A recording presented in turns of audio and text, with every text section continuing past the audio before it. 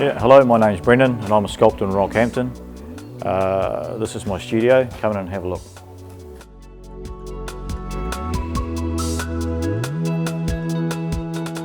So in the studio, I mainly work in wax. This is where I sculpt in wax using hot knives, fry pans, pots, lots of kitchen utensils.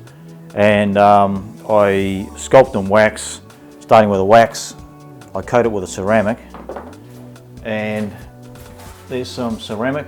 That was a mould that broke. So you coat it with a ceramic, you wait till it's dry, you burn that out in an oven, and that becomes your funnel to get your finished bronze. And here's a few bronzes that I'm kind of working on at the moment. So it's a set of high heels for a wooden leg. I got into bronze casting through, started off as a wood carver as a little kid, and then went to stone carving and bone carving, which I taught in New Zealand. And then slowly got on meeting people who cast bronze, and then started casting bronze myself from home. It's something that it's almost an addiction when you start casting bronze. It's one of those things that just never gets old. It's always a bit of excitement with the metal and what have you. At the moment I'm working on a big octopus for Livingstonshire Council, and once that's in bronze, and it's going to be sitting on a park bench in the main street.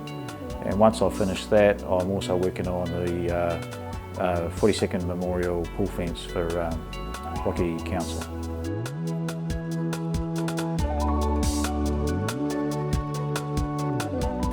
Here's a few bronzes. This one here was the very first piece I ever cast by myself, and I cast it using kids' crayons and old candles and a little candle and a needle to carve it. So it took me a long time, and it was a bit of a learning process. So I've still got that one. This is an old diving mask that I cast in bronze, and this is going to be part of another sculpture where it's going to sit on a wooden head, and I'm going to have one of those flick card videos where you wind the handle, you look through it, you wind the handle and you'll see the video happening. So that's another long-term project. And this is a Brahmin I cast quite a while ago. It's very heavy because it's solid, so I'm going to have to make a mould of it to get another wax and improve some of the parts of it. I'll get some of the breeders in town to give me some tips on what they think needs changing, because it's I'm sure that there's some bits that are not quite right.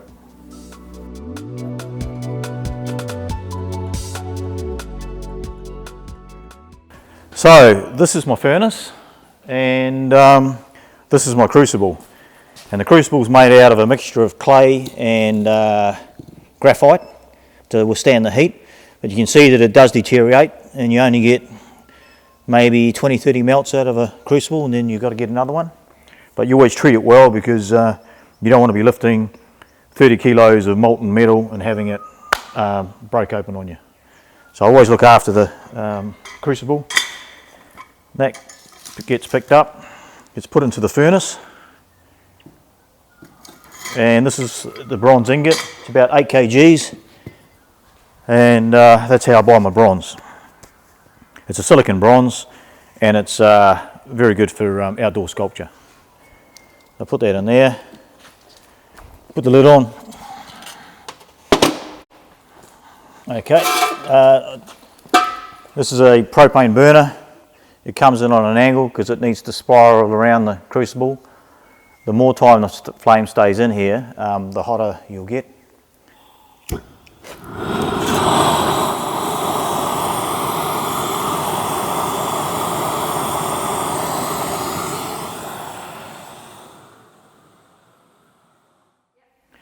So this will take about an hour and a half, an hour and a quarter to melt to get ready for pouring.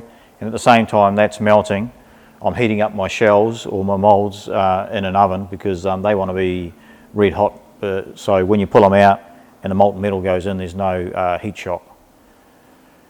So once it's ready for pouring, I take this off. It'll be white hot. This will be red hot as well. I carefully pick it up, put that into the pouring ring, and then I have someone called a dead man who holds that end of it, and I pick up this end of it and we pour the bronze into the mould. Pouring temperature is 1200 degrees, roughly about 1200, and the moulds want to come out about 600 degrees Celsius.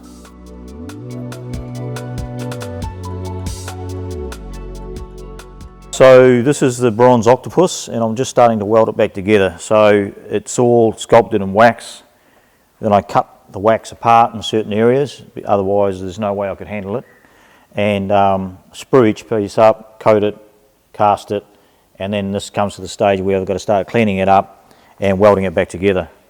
And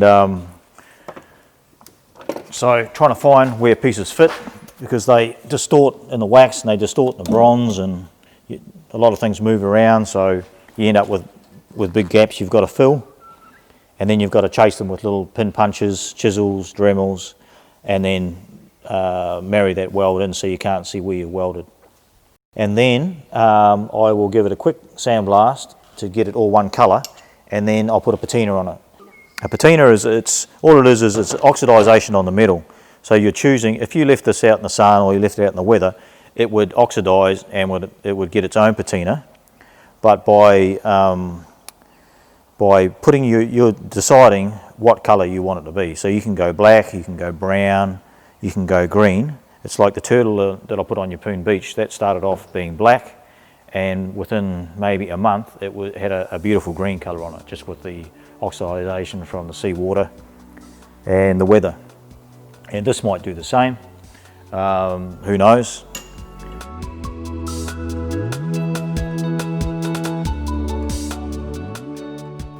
Thanks to the Rockhampton Gallery for allowing me to do this video, and thanks for everyone coming along and having a bit of a look at the studio and some of the projects that I've been involved in and doing. See ya.